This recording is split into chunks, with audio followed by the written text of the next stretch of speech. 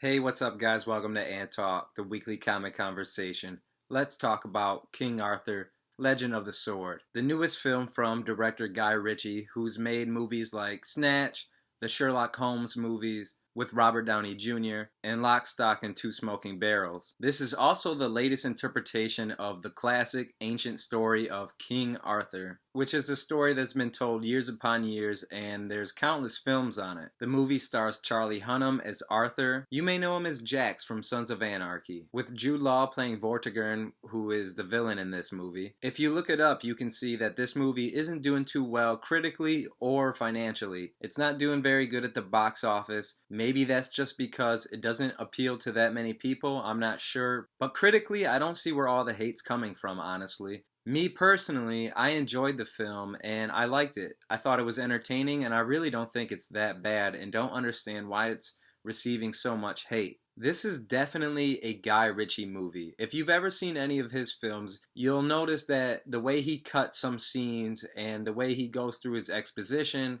in real fast cuts, it cuts from setting to setting or character to character to make the dialogue seem quick, witty, and a lot of times humorous. And I've noticed it seems really to get through a lot of exposition quickly and entertaining. And that's just Guy Ritchie's style. If you don't like that, you'll probably not like this movie. But it is in this film.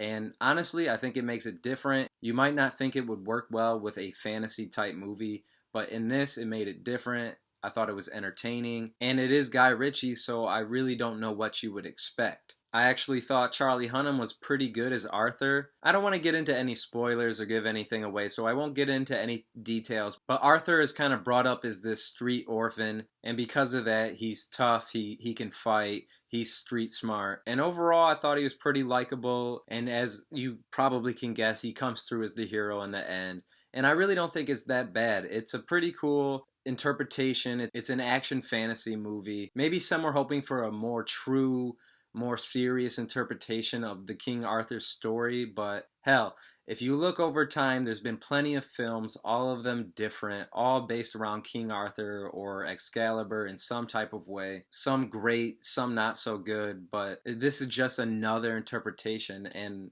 it's fine to me. As I said, Jude Law plays the villain, and he's the king, or he's in place of the king, the rightful heir, who is obviously Arthur.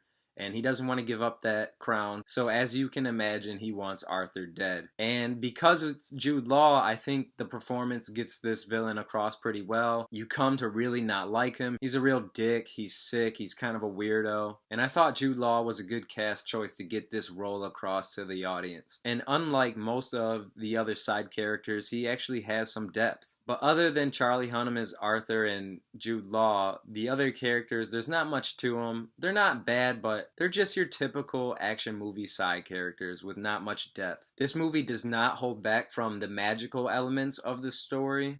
It really embraces that, actually, and you can really see where this $170 million budget went.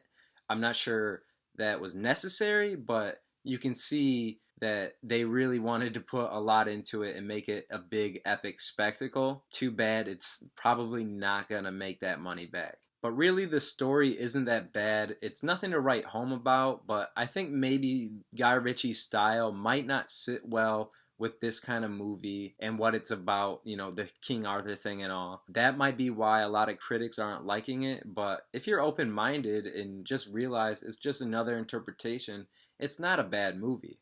Other than the opening scene, this movie's a little slow getting going. That's where you actually kind of appreciate the Guy Ritchie style, where he really uses his style and gets through some exposition in a more entertaining fashion. But as the movie gets going, about halfway through and on, I really started to like it more and more. The action scenes are decent, and if I have anything to complain about, it's that the CGI in this movie definitely looks like CGI in a lot of the action scenes, and it would have been nice to maybe get some real sword-to-sword combat, which other movies have done so well, like Braveheart or even Game of Thrones. One thing I really did like about the movie is the interpretation and the take on Excalibur the sword, the legendary sword of King Arthur, which is in the title, Legend of the Sword. So it really has a lot to do with Arthur's connection to it and what his bloodline and lineage means to that sword.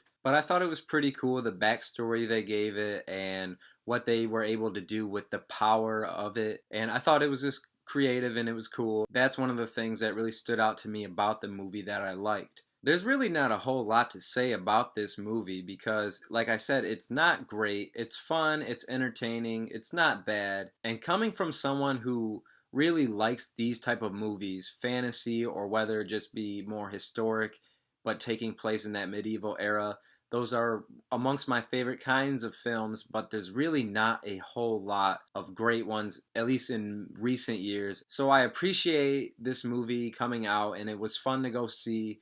And it's kind of a shame that a lot of other people don't feel the same way and probably won't go see it. It definitely could lead into a sequel if it had the right response from the audience and critics, but it doesn't look like it. And I can definitely see why this movie wouldn't appeal to everyone, but there's not that much for me to complain about either. So before I go, just to recap, I did enjoy this movie. It's not great, but it doesn't deserve all the hate. I thought the two main actors did good in their roles, and like I said, I like that they didn't hold back on the magic. I love what they did with Excalibur. It was entertaining, and I did like Guy Ritchie's style and take on this. Is this going to go down as a classic? Probably not, but I do think it is worth going and seeing in theaters. It's a pretty good movie, like I said. It's fun. If you're open to it, go see it, judge it for yourself. And I would love to know what you think. Let me know in the comments below if you've seen King Arthur, Legend of the Sword. This is AnTalk, the weekly comic conversation. Thanks for watching.